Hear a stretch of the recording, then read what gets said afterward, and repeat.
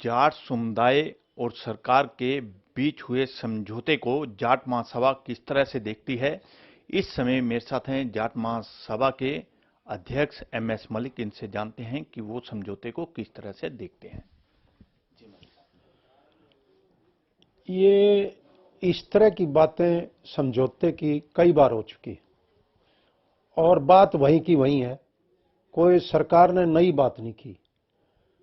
पहले भी ये कहते थे नंबर एक कि आरक्षण का मामला हाई कोर्ट में विचाराधीन है, उसके बाद रिजर्वेशन दे देंगे।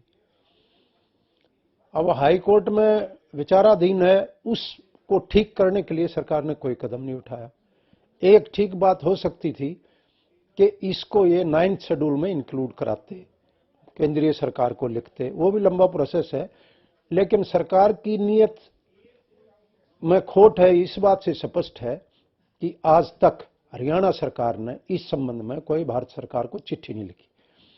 उसका सीधा साधा मामला ये था कि ये हमने एक्ट बना दिया है और इस एक्ट को 9th शेड्यूल में रखा जाए ताकि कोई सार्वजनिक हित का मामला है। एक समाज जो पिछड़ा हुआ है शैक्षणिक दृष्टि से, सामाजिक दृष्टि से, उसको आरक्षण देना है और तमिलनाडु की तर्ज पर नियमित रूप से संविधान में संशोधन करके इसको 9th शेड्यूल में रखा। आज तक हरियाणा सरकार ने कोई चिट्ठी नहीं लिखी, इसलिए मैं कहता हूं कि सरकार की नीयत में खोट है। दूसरी बात, ये तो ठीक है कि फिलहाल अमन शांति होगी, अच्छी बात है, अमन शांति विकास की पहली कड़ी है, लेकिन ये फिर उभरेगा मामला, क्योंकि सरकार ना तो इस बात में गंभीर है कि कोई नियमों में संशोधन किया जाए, कोई एक्ट में संशोधन किया जाए या दोबारा सर्वे किया जाए। National commission for backward classes की जिम्मेवारी उस संबंध में कुछ नहीं कर रहे, और अब तो कोई दिक्कत ही नहीं है। सरकार, केंद्रीय सरकार का भी बहुमत है, इनका भी बहुमत है। अगर इनकी नीयत साफ होती तो ये भारत सरकार को लिखते।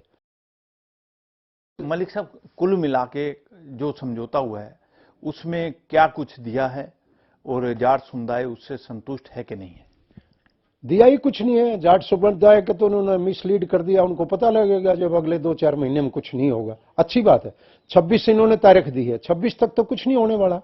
और एक चीज तो सीधा साधा कर सकते थे कि वे जिन के बच्चे इस पिछले साल 2016 में जाट आरक्षण के दौरान अपनी जान गंवा चुके हैं, उसमें जाट नॉन जाट दोनों ही थे, 10-12 दूसरी जातियों के भी थे और जाट समुदाय से भी थे।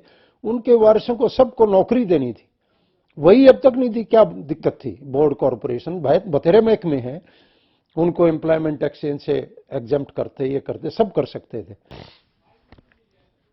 ये थे मेरे साथ जाट महासभा के अध्यक्ष एमएस मलिक।